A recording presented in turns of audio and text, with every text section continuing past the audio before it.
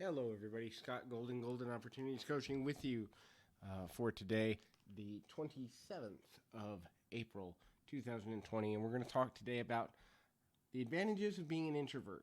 Introversion is something that a lot of people are struggling with because of the coronavirus. Maybe they're having to be more quiet, maybe they're having to be more reserved, or maybe they have a friend or family member who is an introvert. And ultimately, they are dealing with having to help that person. Well, what are the advantages of introversion in a very difficult time in world history? So, the ability to recharge by oneself can be exceptionally useful, especially for individuals who are struggling to find any level of personal balance.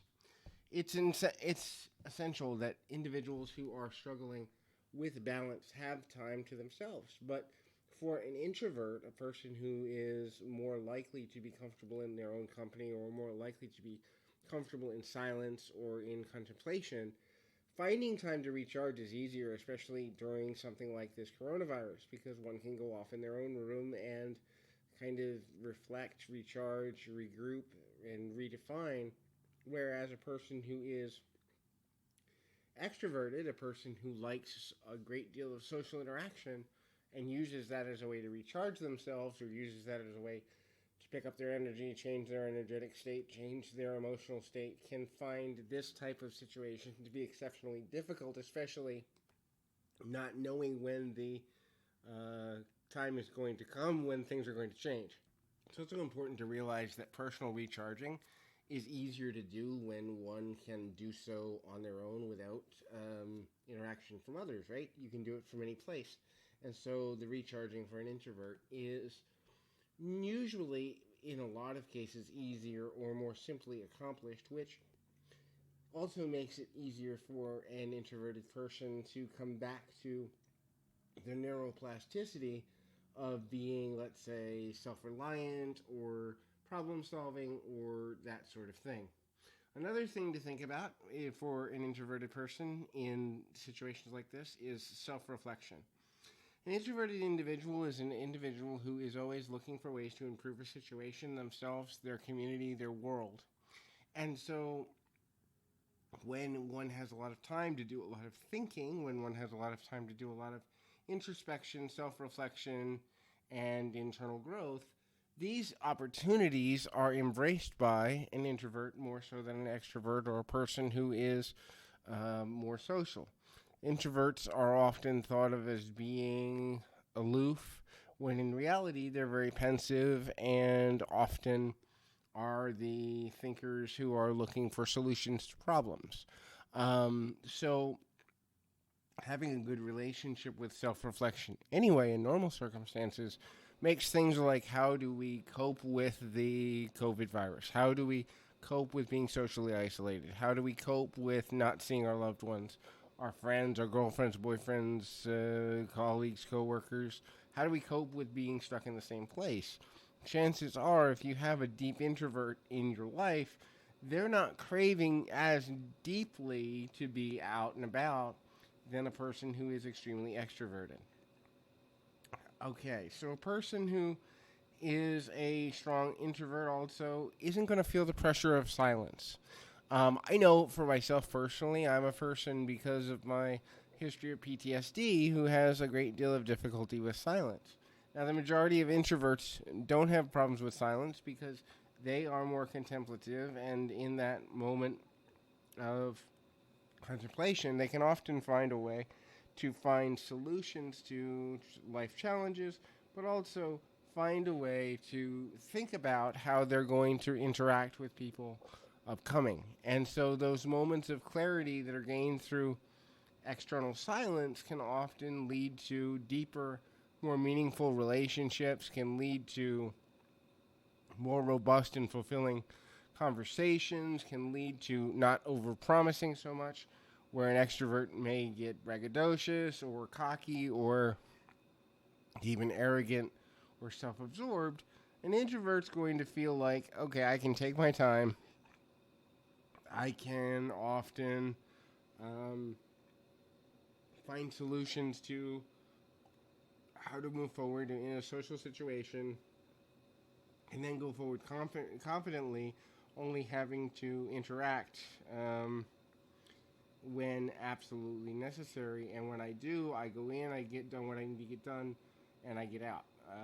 Think of it like emotional shopping, right? So an extroverted person is going to look at everything on the shelves, where an introverted person is going to go in, get what they need, and get out. And different personality types obviously serve different purposes, but in this type of situation where people are more tense, where they're more frustrated, where they're more vulnerable to anger, anxiety, depression, frustration, and all these things, getting into a conversation, asking your question, getting out is quite advantageous.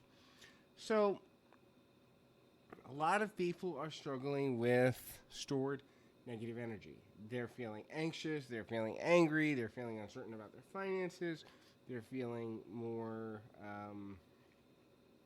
uncomfortable, they're feeling like they're being punished, they're feeling like political leaders aren't doing enough or aren't doing the right things, they're feeling all sorts of negative emotions.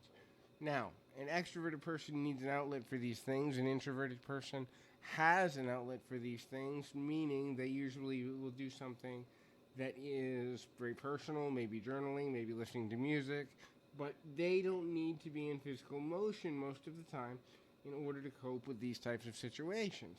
Instead, they are self-reliant as it relates to getting rid of negative energy. Anger, frustration, anxiety, sadness, depression, stress, all of these things, the extrovert may need an outlet like a physical activity or exercise or playing a video game or something like that, whereas the introvert is already going, all right, I got this. I've been here before. I've been alone with myself before. I can handle whatever you're throwing at me. And the final thing is, generally speaking, an introvert has to conform to societal norms or perform as it relates to social interaction. And when we are cut off from the world, we don't have to do these things nearly as much. What do I mean by conform or perform? So, anytime that we are interacting with a person socially, anytime we are interacting with a individual social group or something of that nature, there's at least some aspect of performance to it, because we are looking for social connection, commitment of common ground, and that sort of thing, and that can often be extremely difficult, especially for individuals who aren't necessarily good at picking up social cueing. Now, because of the pandemic and because of the social separation and isolation, the need to do this is significantly less for the majority of people right now, and that means a person who is more introverted can recharge and pick their spots when it comes to social interaction. This means they may actually be more likely to have deeper conversations with someone they're physically attracted to, or resolve conflict with people that they've been in conflict with for a long while, because they are not having to conform or perform on a daily basis, which means they have more time for the reflection of how to solve long-standing challenges and problems. In the event, this has been Scott Golden, Golden Opportunities Coaching. I invite you, if you're interested, to set up a session if you're dealing with personality-related challenges related to the pandemic. We do have our social reconnection sale going on. Anyone who reaches out during the time of the lockdown and is interested in services will be locked at our $50 rate for the duration of that working relationship. Send a message here on YouTube, or send a tweet or a direct message on Twitter at PO Perception. That's P as in Paul, O as in Oreo, Perception on Twitter. And I remind you, keep your feet on the ground, your mind in the moment. Till next time, everybody, like, subscribe, comment below. What are you dealing with emotionally today due to where we are in the world?